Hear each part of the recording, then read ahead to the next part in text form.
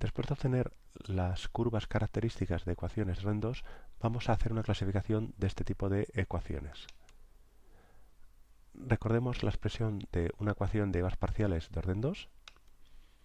Hemos visto que estas ecuaciones cuasilineales tienen dos familias de curvas características para cada solución, y estas curvas características están definidas por estas ecuaciones diferenciales, con el signo más y con el signo menos para cada una de las familias. Claramente, dependiendo del signo del discriminante b cuadrado menos ac, podemos distinguir varios casos. Podemos hablar de ecuaciones hiperbólicas en las que este discriminante es positivo y por lo tanto tendremos dos soluciones, dos familias reales de características. Un ejemplo puede ser la ecuación de la cuerda vibrante que veíamos con anterioridad.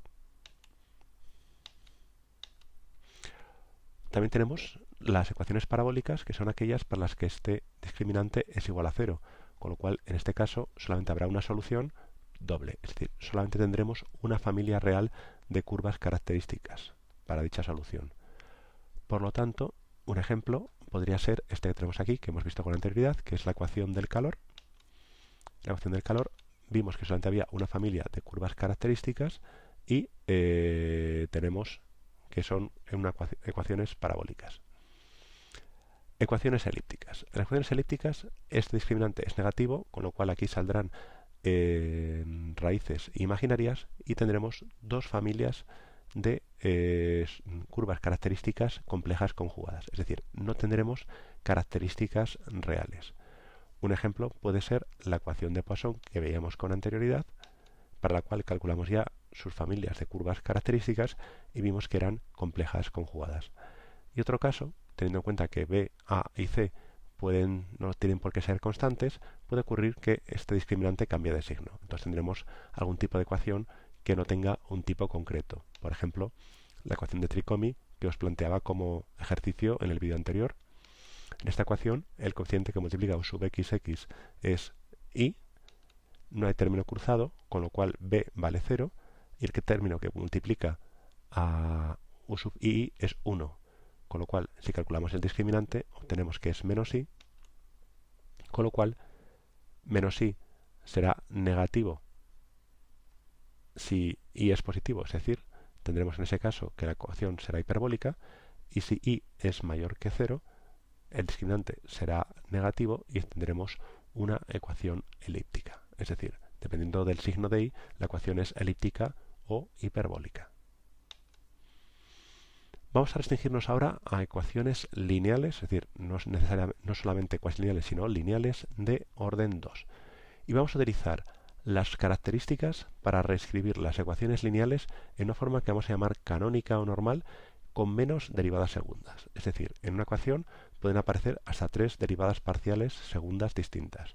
Pues vamos a ver que esto nos va a servir para reducir el número de derivadas que aparecen. Comenzamos con las ecuaciones hiperbólicas.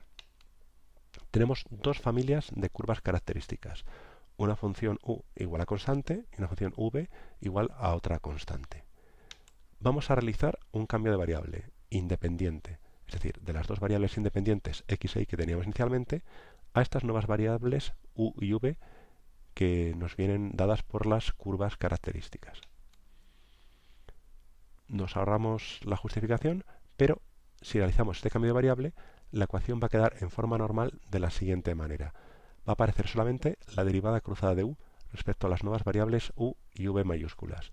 Y luego al otro lado del igual, pues podrán aparecer términos que dependan de las variables independientes nuevas, de u, de las derivadas parciales primeras, pero no aparecerá ninguna derivada segunda más que la que hemos visto aquí, la derivada cruzada, con lo cual pasamos de tener 3 derivadas parciales a tener una sola. Por esto hemos conseguido una simplificación notable.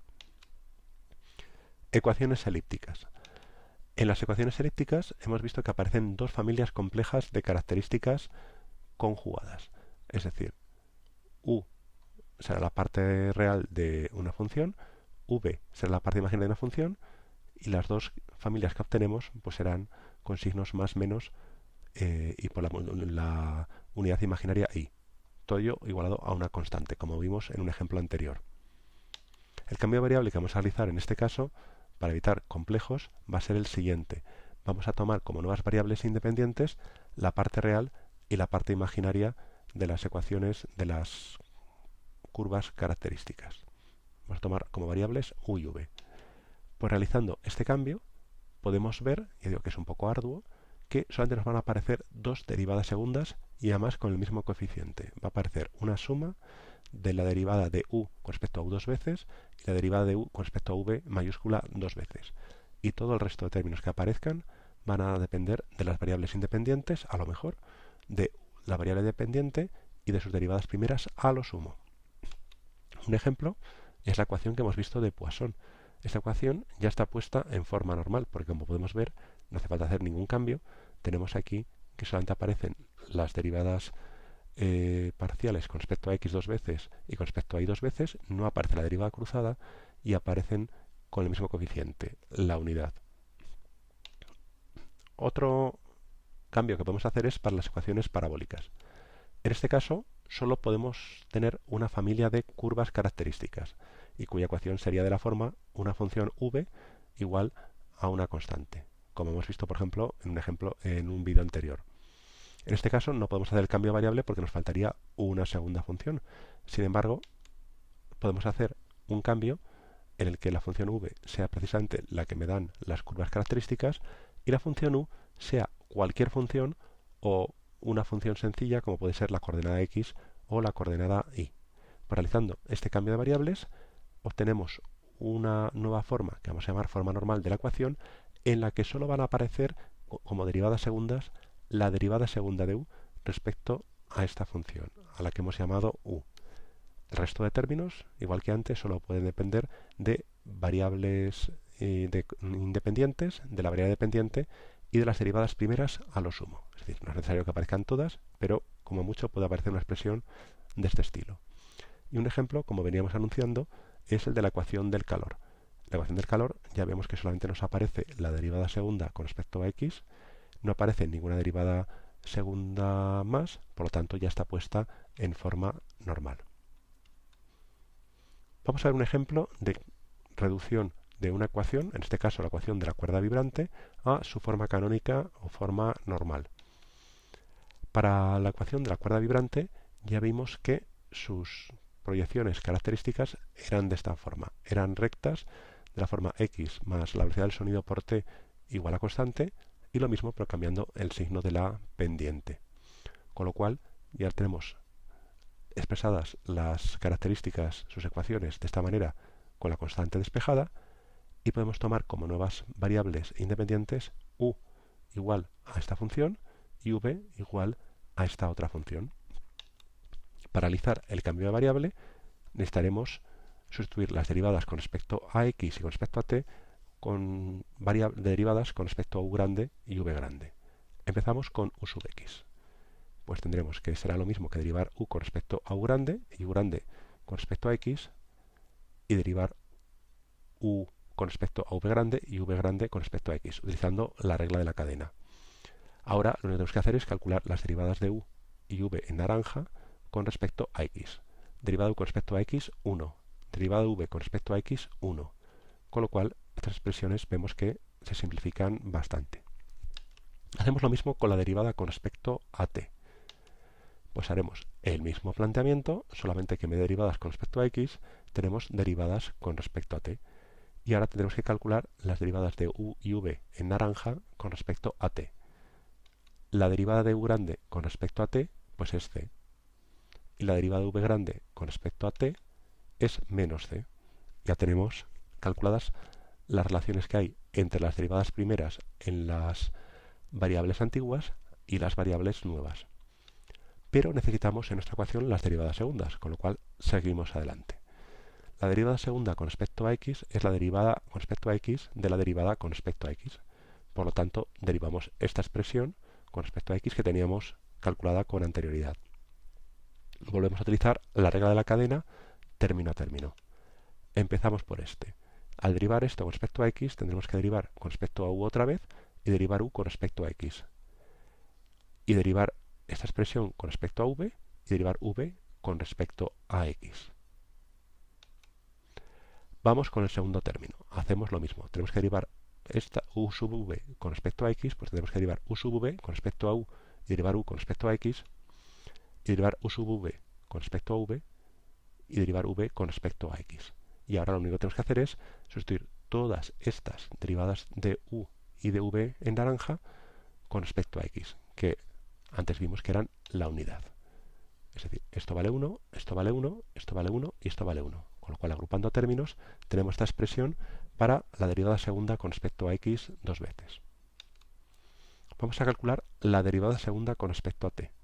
Pues será la derivada con respecto a t de la derivada con respecto a t.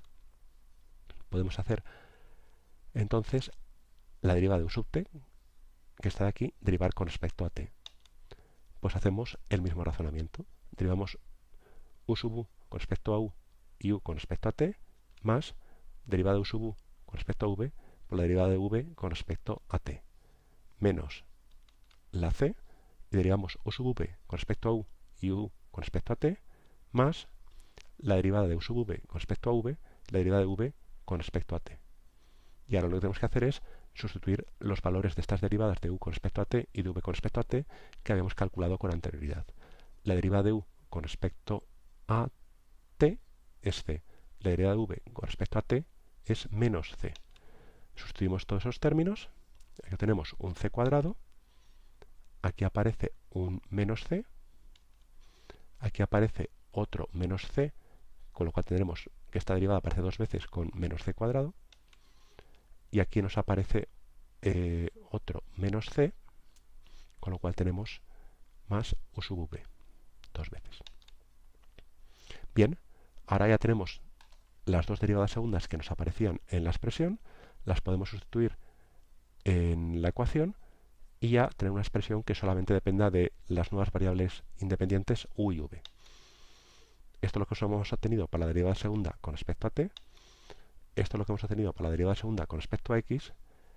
Identificamos términos y cancelamos este con este se me va, este con este se me va, y veis que lo único que nos queda finalmente es una constante por la derivada segunda con respecto a u y con respecto a v, la derivada cruzada. Por tanto, la forma normal de la ecuación de la cuerda vibrante, utilizando estas coordenadas asociadas a las curvas características, es simplemente derivada cruzada igual a 0. Y esta ecuación vamos a ver que se puede integrar de manera inmediata, pero lo haremos en otro vídeo. Habéis visto que esto nos ha servido para simplificar la ecuación. Ahí tenemos una ecuación en la que aparecían dos términos, dos derivadas, y hemos acabado al calcular la forma normal o canónica en una ecuación en la que solamente aparece un término. Y ahora os propongo que realicéis el cambio de variable a forma normal para expresar la ecuación de la cuerda vibrante, pero inhomogénea, es decir, con un término de fuerza a la derecha, para que la expreséis en forma normal. Resumiendo, hemos visto que las ecuaciones en derivadas parciales cuatrilineales de orden 2, para cada solución, podemos obtener dos familias de curvas características. Dependiendo del discriminante que aparece en la ecuación de las características, tenemos ecuaciones hiperbólicas con dos familias reales de curvas características, y en el caso lineal podremos expresar la forma normal de esta manera, es decir, con solamente la derivada segunda cruzada. Si el discriminante es nulo, solamente tenemos una familia real doble de características, y realizando un cambio de variable podemos expresar la ecuación en forma normal de tal manera que solo nos aparezca la derivada segunda con respecto a u. Finalmente, en el caso en el que el discriminante sea negativo, tendremos dos familias complejas conjugadas de curvas características y podremos expresar la forma normal mediante un cambio de variable de esta manera. Ahora os propongo como ejercicio que obtengáis las curvas características de la ecuación de Tricomi y que la pongáis en forma normal dependiendo de los casos, en el caso hiperbólico y en el caso elíptico.